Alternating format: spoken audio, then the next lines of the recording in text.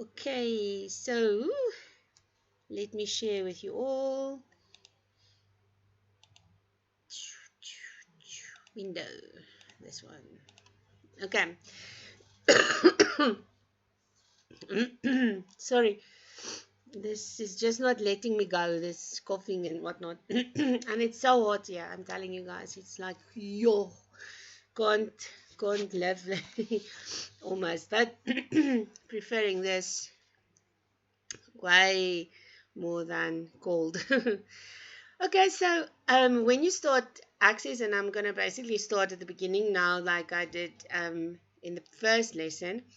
When you get here and when you say create a new database, this is something that you cannot just simply click on create for, because this is actually really important. This is where you name the database, okay? And in this specific exercise, they actually give you a name for the database.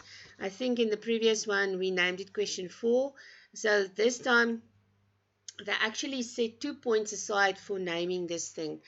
Also, keep in mind that you must save it in the location that you want it to go now. So this is the time to do that. Otherwise, you're going to have to do your database first and then copy and paste it over to where you want it. But it's not necessary to do that, because let me see if I need to admit someone. Nope. Okay. So when you look at this like this, you have to determine where to save it. Now, we are all remote, so we're basically going to save it on our desktop or in our C drive or whatever. So for me, I always click on this file and then I will go to desktop. This is just where I save everything. It's not the best advice because you shouldn't save everything on your desktop. But anyway, that is what I do. And then if you look at the first instruction, it says create a database in Access and name it Access CP2. It used to be something else, but I named it this CP. You see now there's something here already that is a PDF. So I'm just going to call it MS Access CP2. Just to make sure that they don't throw us out with the name. Okay, so I'm ready to start, and when you click on OK, you will see it is going to tell you exactly where you saved it. It's on my C drive, on my desktop, in this and this and this folder. And once you have done this, only after you have sent it to the location it's supposed to go, now I'm ready to click on create. Okay. Always remember that when you take sheet, I don't know if you guys have watched the first video, if maybe you've missed it or not, but this screen is not user friendly. This is where you design a table on the go. Okay, to me on the go is just like not planned at all. So never use this one, it's just confusing. So in the first small X, just click on the X and it will close that to you and you will be left with a blank screen. Also notice that on the side, this is where you will see all the objects that you create. So if you see nothing here now, it's because there is nothing. So we are going to create everything that we need. Okay, so the only way that we can create a table is in table design. There are 2 other ways. This one that I just closed, this one, which is basically on the go. And then SharePoint is not something that you need to know. So we are always using table design. Okay. Now you will notice that the second instruction says create a table in the database and name it customers. To me, sometimes I feel like they want us to name the table, but you can only name it when you are done. So just keep that in mind. So when you get to step 2, just remember that you will probably have to leave step 2 until you are done with step 3, because you will only be able to name it when you are done creating the table. Okay, so let's continue and read instruction 3. Use the information below to create the table, and then there's another instruction that tells us what to do. Create a list for the city field. Remember, this is a lookup list. It is that list that allows you to click on the little down arrow. It allows you to just click on the item that you wish to select, and it will contain the names of all the cities. If you look here, you will see you only have Oxford, Loughton, Ashton, Georgetown, Granger. Okay, it's actually like 5. Okay, but some of them repeat, and that is why you sometimes create a list for something, especially if it repeats a lot. And then they also want you to create a list for state, and state also repeats a few times. There's some of them that repeat 1, 2, 3, 4, 5 times. So instead of typing the state abbreviation, you can just click on the abbreviation. So those are things that they tell you. And is someone sending a message? Oh, okay, no. So they don't tell you what data type to choose. They also don't say which one is the primary key. And in this specific question, I was actually very vague. I didn't even say choose a primary key, but you must select a primary key. So I guess I must have trusted my students a lot in 2020 to give them this instruction without specifically saying choose a primary key. So you guys can print or look at that instruction on Google Classroom, but I have it here, so I'm going to walk you through it. So where we are now is designing the table, not entering anything. So we are not entering AS24 Ashley Salon or whatever. No, here is where we create the structure. This is where we create the skeleton, or your structure is probably the best word for this table. And I don't give you the data types for these tables, for these fields. Now remember, when you see the word field, you can just replace it with column. So field name can also be seen as column name. And data type, we're going to talk about it a lot now. Data type is what kind of data, kind of data is contained in that column, just in that column. So for each column, we have to determine the data type for that column. If you choose a wrong data type, you will have issues with queries. You will have issues when you calculate things in this database. But the good news is you can always come back to this design and you can change it. I'll show you how. Okay, so the first one is CU, which looks to me like customer number. So it just starts by saying CU CU hashtag. So we will do that. So we are going to say CU like that, which basically represents a number. Okay, right now, by looking at this list, none of these numbers are repeating. So it looks like this is individual customers. They are unique, and this is their number. Okay, so we are not designing a primary key just yet, but from experience, I can already tell that this will be a good choice as a primary key. Okay, so now when I look at the entries, I see AS24. Now, if you watched the first video, if you were in last week's class, you will know that text can contain numbers and alphabetical characters. So, whereas a number can only contain a number, and when you use numbers, you cannot use spaces. And also you don't enter the round symbol and things like that. So for this specific field or column, I see alphabet characters and I see letters. So short text will be a good choice here. Just note here at the bottom that you can actually have up to 255 characters for this specific field, which is way more than we need. We actually only need 4. AS24. So there's room for a lot more. That's not a problem. You can actually decrease the size and you can just make it 4 if you like, but that is not necessary. Okay, now once again, we don't always write something in the description. It takes a lot of time, but I will just show you again where you can see this description that you are entering. Enter the customer number. Now, I just want to point out that a database is a very professional thing. So use capitals where you are supposed to. Don't use abbreviations. Don't use just lowercase. Don't use just uppercase. Always make sure that it looks professional. Okay, so let's continue to our next one. Okay, it says the next one is customer name. So customer name, and you can see here I'm also using capitals for each word, for customer and for name, and this is just more professional. It looks a lot better, and we want it to look right. We don't want to use only smaller case or lower case, not smaller case. Again, this is a name. Okay, there are no alphabet characters or things in this name. If there were, it would have been fine because we can still say short text and a short description of enter the name of the customer. Okay. Once again, I think tomorrow I'll probably not enter descriptions. By then, I guess you will all understand descriptions. Okay, now we get to street. Okay, now a street address is obviously something that will have a number and a name. For example, 1 Smith Street, okay, or 10 Heidelberg College Drive, or 9 whatever. So we have to choose short text because it's going to contain letters and numbers. Okay, so we can write it here.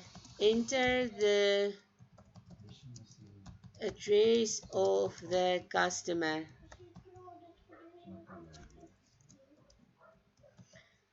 Okay, am I spelling that right? It doesn't feel right. Okay, let's continue to our next one. The next one is now city, and this is where we actually said that we have to create Engel. They are playing PlayStation here next to me, and they are making a noise. So the next one is city. So we are going to say city. Now this is where we cannot choose short text because if we look at the instruction says create a list for the city field which will contain the names of the cities. Now when you create a lookup list, you actually should select lookup wizard, which is the last one. You are not choosing short text, even though it is text and short text probably, but we are going to create a list. So here you say lookup wizard, and you have only two options here.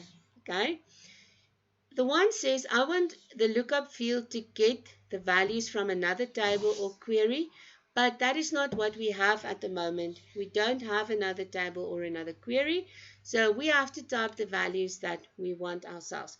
I think I should show you how to do the first one, maybe tomorrow. Okay, so let's say next, and now it's going to give us a little one row table thing, and in here we're going to grow this. Just remember, don't press enter because enter is going to be next. You press tab. So every time you enter something, you press tab until you are satisfied that you have entered everything. So the first one is Oxford, tab, not enter, Lowton, tab, another Oxford, so you don't enter that again, Ashton, tab, Georgetown, tab, Granger, Pineville, Oxford, Ashton, Lowton. So we have now covered all our options. And so when someone has to select something from the list, this is the list. So make sure you don't miss anything, otherwise they won't be able to select from this list. If you notice that you missed something, you will have to go back to design view, go back to this list and add a new name. Okay, so we are satisfied that we have all the names here now. So we will click on finish. Okay, and here I will say choose from the list because now you need to instruct the person who's entering the data that it will not be a typed answer, it will be a selection and they have to choose that one from the list. Okay, so after city we come to state, and this is also another one that I suggested we use the lookup wizard for. So once again you will just click on the down arrow and you will say lookup wizard. And here you will say I will type the values I want once again.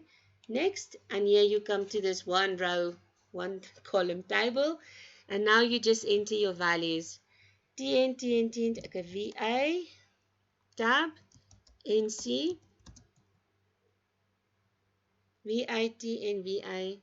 Okay, it looks like we only have 3 options in this list. Once again, if you missed something, you will have to come back and add it. Okay. So we are satisfied that we are done with this list. And once again, in the description, you will instruct the person who's entering this, choose from the list. You will not be entering anything. Okay, that brings us to a postal code. And a lot of the times people think that a postal code is a number, and I always say it's exactly like your student number. It's not a number because you're not going to add it up. I'm not going to add postal codes together. I'm not going to do mathematical calculations with postal codes. No, a postal code is an identifier. It's, in other words, like a name for a city that looks like a number. It's like your student ID. It is just an identifier. So a postal code will definitely be text. Okay, enter the postal code. Okay, then we have an amount paid. Okay,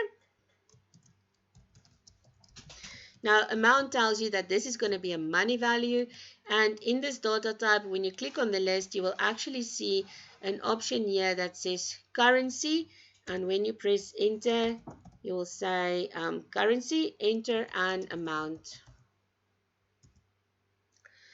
And then we have a balance also being money. Okay, so you're going to say currency again, and you're going to enter an amount again. You have to choose currency, so the dollar in this case, just keep in mind that you will probably not have a dollar, you will have a rand. That is fine. Okay. And then the last one is the supplier code. And the supplier code, where's my slash?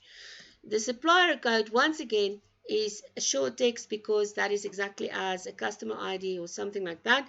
It is something that identifies the supplier, and this is a number. In this case, it is actually a number, but we're going to leave it short text just in case, because what if an alphabetical character is added to this mix? Okay, so I'm going to write it here into the supplier code. Okay, so we are now ready to choose a primary key. Okay, now remember, let me just spend 1 or 2 minutes on a primary key. A primary key is a unique identifier. Remember, I explained it last time also. It has to be something that does not repeat anywhere in your table. It cannot have duplicate values. It must appear only once, and it must be unique. So in this case, the supplier code is unique.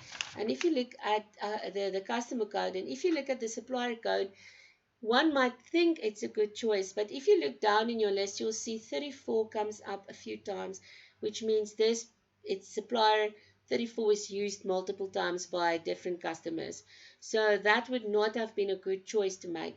So in this case, the customer one is the best choice for the primary key, and that is why we select primary key. And you will notice that I just clicked on this little key icon, and now there is a primary key or a little key icon or picture here next to this.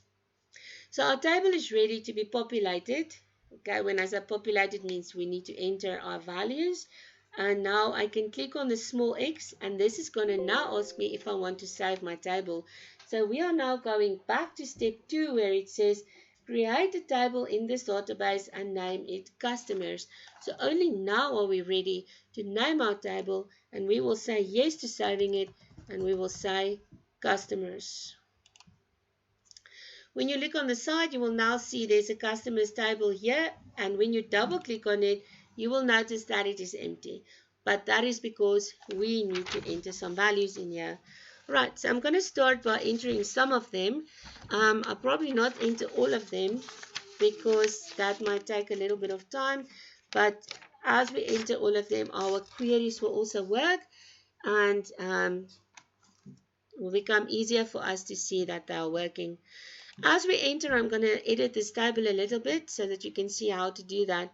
So the first one is AS24, enter. In this case, you can press enter or tab. Okay, just notice here that customer number is very small. So what I'm going to do is I'm going to just decrease the size of this column a little bit, and I'm going to increase the size of customer name so that I can tell exactly what this field is. Okay, so let's see, Ashley's Salon. Okay, 223 Johnson Avenue. Okay, if you can't see your whole entry, you can just double click on this line as you would in Excel, And when we get to city, you will see we have a drop down list over here, which will allow us to choose the city. And in this case, we will choose Oxford. We have the same for the state, so we will choose the state. And then postal code 37021.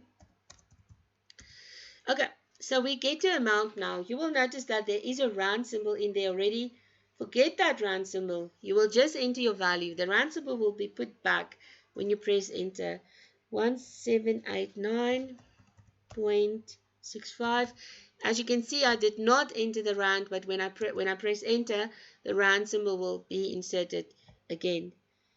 236.99. Again, the round symbol will be inserted, and we have a customer number of 34. I always tell you guys that this last column is totally unnecessary. I always close it, but for some reason when you open the table, it's right back again. So don't worry about that. It's just if you forgot something, you can actually add it on the go. But in my opinion, like I said, that doesn't really show that you planned your table. Let me show you what's going to happen if I enter a duplicate value over here. So I'm going to enter the same one, AS24. I also did the same in the first video. It's not going to give me an error until I finish the whole row. So I'm now going to enter the next one, beauty for all. 1939 Jackson Street, Loughton, TN 37084.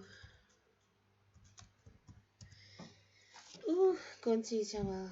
Okay, this guy hasn't paid anything. 275.75 and 41. Okay, so I'm at the end of this line, and now I'm going to press enter, and you guys will now see the error message.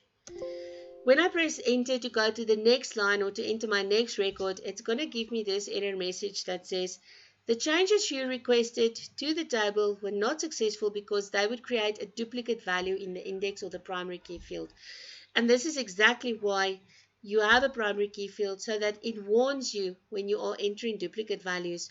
Often we are working, or this is probably the purpose why they do that, is because sometimes companies work with millions of entries, and they need to be told if they have already entered something else. Okay, so I noticed this and I say thank you. I'm going to go over here and now I'm going to fix my error to BA35. Delete that, BA35, and I'm ready to test it again. And when I go to the next line, you will see it works. I want to show you another way that you can enter all these records. Another way is, so I'm just going to close this, say yes to saving it. So yes, last week I showed you how to create an auto form. You can actually use a form to enter as well. So I've got my table here. So when I create a form, I will just click on create form. And when I click on that, you will see here that you can also enter your values in a form. Now this is just a preview of your form. So if you go to view, okay, this is to show you how it is going to look when it is done. So I'm going to say yes to saving this, and I'll show you how to enter it. So I'm going to say customers auto form. Okay, all right. And now when you want to enter a new record into a form, you go down to the bottom and you see there's an arrow with a star. It means new or blank record. And when you click on that, you will see your record turns to be blank. And now you can actually enter one. I'm just going to enter one to show you how it works. Okay, BL15 is the first one. Press enter to go to the next one as you would in the table. Blondies on main. Okay. 3294 Main Road, okay, obviously because it's on Main. City is Oxford, so once again I will just click on my list and it works the same way. Oxford, and Oxford is TN.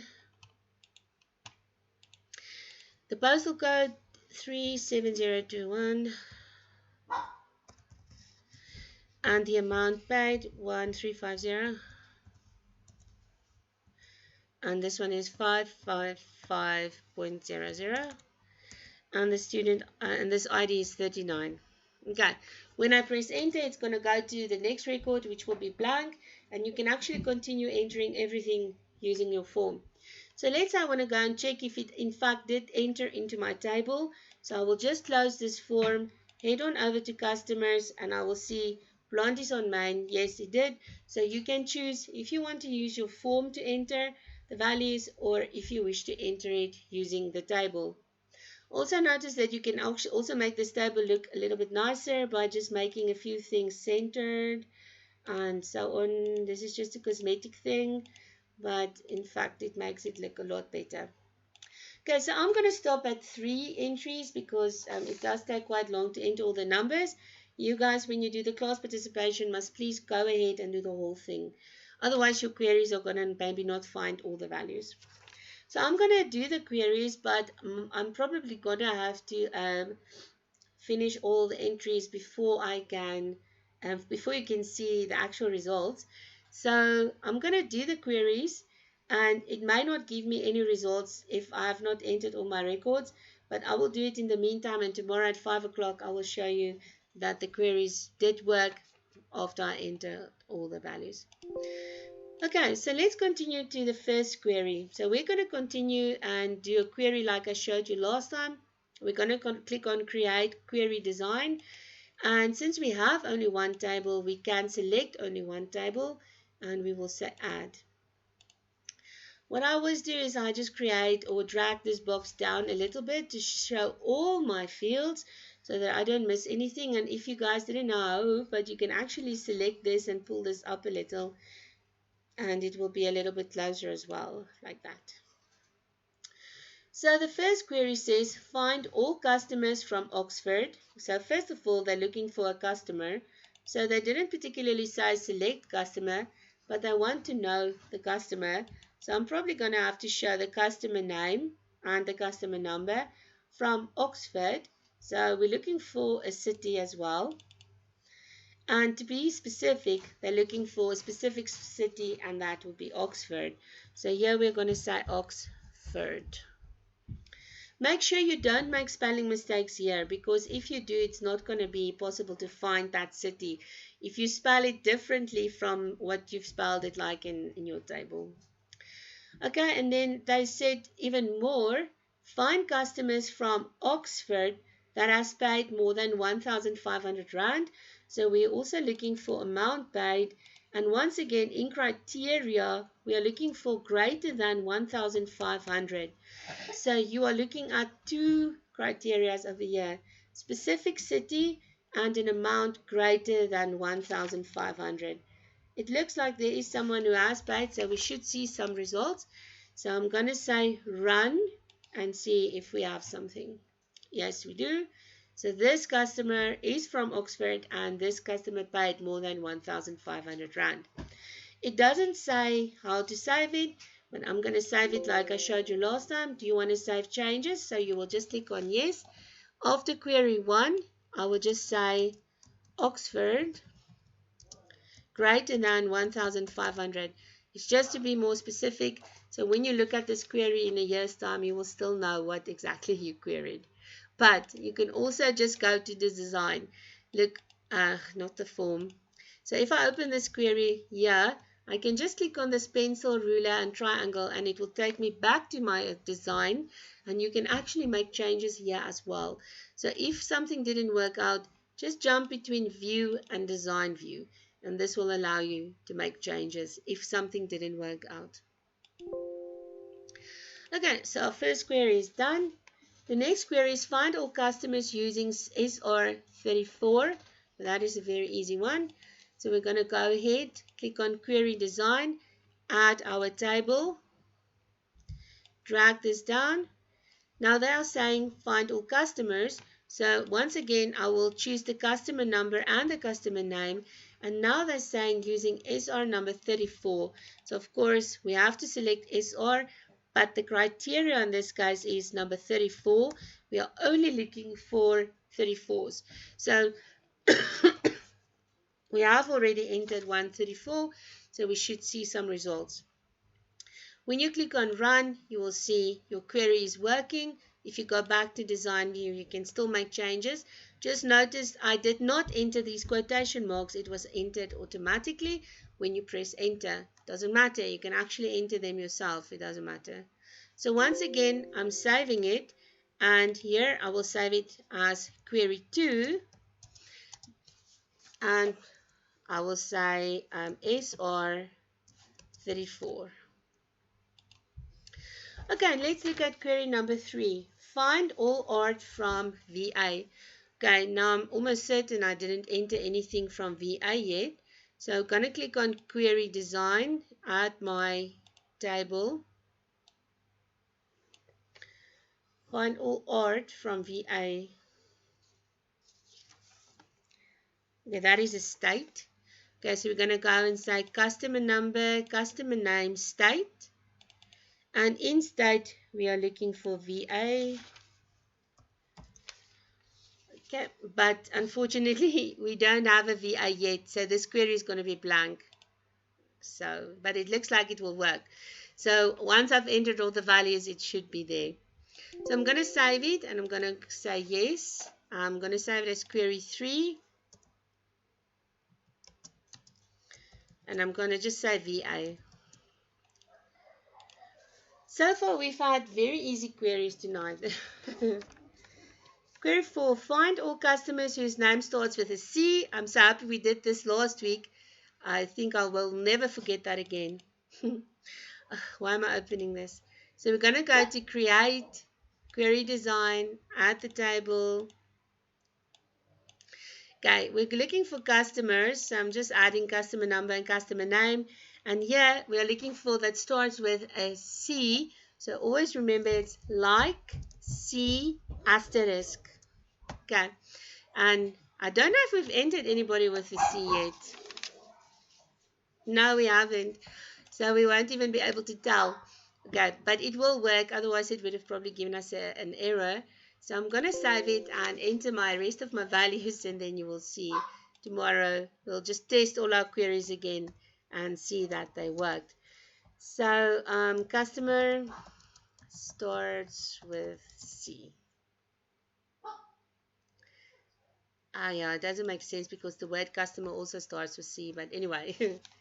Last query, find all that paid more than 500 but less than 1,000. Okay, so we're going to go to create, query design, add customers. So we're looking for all customers that paid. So we're going to go to amount paid, and we are saying greater than 500, what? More than 500 and less than 1,000. Let's just see if that works. Okay, it may not work because there may not be. Look for customers who paid more than 1,000, less than 100. Let me just see. Look for customers that paid more than 500 and but less than. Okay, I shouldn't say this. I should say or. Let's see if this works.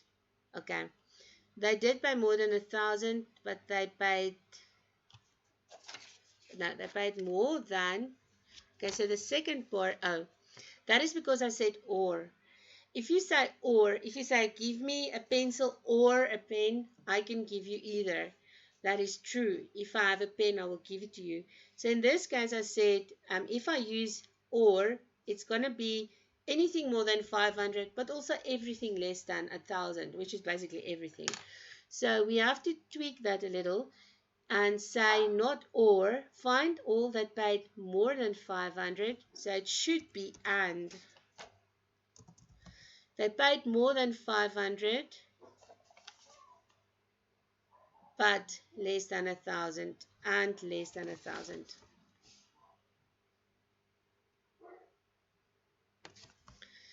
Okay, this should actually, there are customers who paid more than 500. Oh, no, there isn't. You just have 0, the 0 one. I wonder if that should have come through. So I'm going to put this one on the ice, and I'm just going to enter all my values to see if something is going to happen if I change, if I enter all my values, because more than 500 and less than 1,000 should work. And I think I need more entries. So I'm going to save it for now, and then I'm just going to finish all my entries and see what comes up when I've entered all my values. So this is query 5, and I'm going to say paid greater than, is it paid? Yeah, it is paid. Greater than 500 and less than 1,000. Okay, so that one I'm going to put on the ice for now. All right, so that is basically the whole question, and all of this was for 25 marks. Is there anyone who has a question about this? While you guys are thinking about a question, let me quickly do a report just to make, just to be part of this, because it's something that you guys will do in the exam. Auto report, remember you will just select customers or the table, and then you will click on report, and it will create yourself an auto report. So you can just close it and say yes. And then here for customers, we will just write auto report. Okay, any questions from anything we've done? Okay, while you guys are thinking, I'm just stopping my video.